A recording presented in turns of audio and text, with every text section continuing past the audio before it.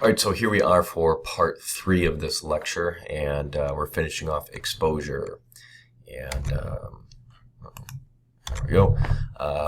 One thing to remember as it relates to exposure is an acronym, LAST. LAST, light, aperture, sensitivity, and time. Really getting good, proper exposure is an element of balancing these things. So, how much light do you have coming in? And so, is it sunlight? Is it a function of what, you're out under the sun, or are you inside a room under light bulbs? What is the aperture set at? Remember, the aperture is like the pupil of your eye. What is your sensitivity to the light? So what is the ISO setting for your camera? And then the time. How long is your shutter open or closed? Kind of like your eye blinking. So your shutter, again, is like your eyelid blinking. And your aperture is like the pupil, going bigger and smaller, allowing more or less light in. And these things are going to be affected by how much light is coming in. Is it sunlight, or are we in a room like this where we have lights, artificial lighting, and then how sensitive is your medium to the light? Does that make sense? Okay, so now one other thing that we have to worry about as relates to exposure is something called white balance. And white balance comes into play when you're in an environment like I am now, where I am under fake lighting, where I have a light bulb illuminating me. And you can take a look and see where when we talk about daylight, we sometimes refer to the light coming off the sun as white light. This is pure light energy. And so you are getting all the spectrums of the rainbow with pure sunlight. And, essentially when we look at colors, everything basically kind of comes out okay, although sometimes you can get a little bit of flattening of the red and blue, because we have blue skies. We get a little filtering of blue going on. So things can kind of have some little color distortion, but for the most part, what we are seeing with our human eye under sunlight, a camera will see that too, with a little bit of distortion. And you think about, the fact that we want good, images and whatnot. So when we start getting into some cloudier days, we talk about, kind of a cool white light, we start thinking about the lighting that they purposely install in places like office spaces, hospitals, manufacturing, where you're going to end up with the fact that they get a light bulb that tries to mimic white light, because when you're in an office building forever and all day long, 40 hours a week, they don't want you to start getting kind of feeling weird. And so what you end up with here is really a lot of your office places you see a really brighter blue hue, and sometimes you might notice like office pictures of people, they're actually look like they're dead or something, because their skin kind of has that Smurfy tone to it. And some things that are red might not pop out as being red as much. Now we can get into situations where you get into your retail businesses, where their lighting is a little bit different. They're using a different kind of light bulb there. Some of their incandescents are a different kind. And what we end up here, where things kind of get kind of a neutral look to it, yellows and blues kind of get kind of muted. And then you can get into some of our warmer light, where you look at the lighting that we put into your home, some of your light bulbs. You might notice when you have some of your light bulbs at home, everything kind of looks yellow, especially like until you get used to it and you flick on a light in a room as the sun's starting to go down. You might notice that there's kind of a yellow hue to the room. And then eventually, once the light bulb kind of gets fully going, it might look kind of more natural. Your own eye is adjusting to that. So we see that in residential lighting with standard incandescent light bulbs, and even some of the new compact fluorescents. You get that even worse.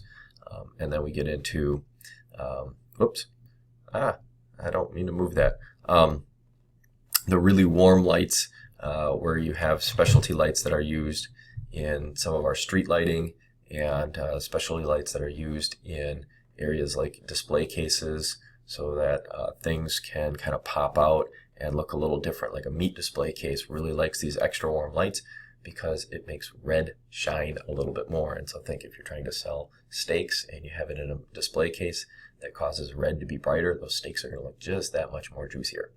So think about these things as it relates to your crime scene photography. You want to try and reproduce accurate colors. And while the human eye, sometimes our brain will make adjustments, we'll get used to lighting, and so we'll not realize that we're seeing these yellow and green tints on things. The camera still picks it up. So here's an example where in our cameras we have a thing called white balance. And so, here we have a shot from a farmer's market, and, with good white balancing, it looks pretty natural. And we can go into some of the settings, and with the auto white balance, it still actually looks pretty okay. The apple almost has a purplish tone to it, but it's okay. Daylight setting for the white balance, okay, it looks actually pretty close to what it should be.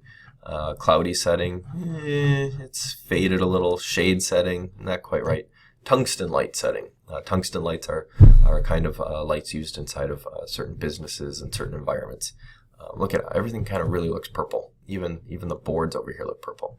Fluorescent light setting, again, it's kind of got this darker tone. Using your flash setting, okay, it's actually fairly close. And then the custom setting, this is actually kind of it's close. It's kind of actually starting to get a little yellow though. If you look here, it's kind of got a yellowish tint. So the white balance settings within our cameras, a lot of times the auto does a good enough job, but for crime scene work, we do become concerned about some of these things, especially when you start thinking about, car crashes, and under certain streetlights, yellow car could take on a bluish hue. And what do we know about yellow and blue? Well, yellow and blue makes green, so suddenly and now actually, because the bluish hue from the streetlights on a yellow car, the photograph might pick the car up as actually having kind of a green tint to it, and we don't want that. We want it in its original state. So how do we go about white balancing? Well, in most of your cameras you will have a white balance setting, and what you can do is you can go in and, every camera is different, so this is just pulled off of a generic Nikon camera, and you can see you've got your setting here for being out in the sun, for being in the shade, for being in a cloudy spot, for being under incandescent lights, for being under fluorescent office lights, for having your flash on, for using studio lights, and then your custom settings where you can adjust it as you see fit. And this 5,000 there relates back to our color temperatures, where if you have an external meter and you are able to meter out what your temperature is, and the temperatures are expressed in colors even, you know that you're custom setting it for a sunlight type situation. Oftentimes, even with the auto white balance, what you can do is if you have a white balance card, you can manually white balance against things, or even you can cause the auto white balance to take a look at these colors, that these are known colors, and then that will cause the auto white balance to improve itself. So sometimes we have these photo placards. Remember from Intro to CSI, we have the photo placard where we begin a crime scene and we can actually take and balance our camera off of one of these and get true colors. From time to time, as we move from outside to inside to different parts of a building, say like a manufacturing plant where you have the office area and the manufacturing area and a storage room, you could have different lightings in each of these situations. You may need to rebalance, white balance your camera so that it's proper.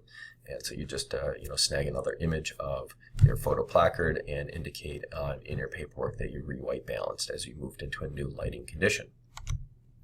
Now, one last thing that can kind of come into play as it relates to our exposures is the use of filters.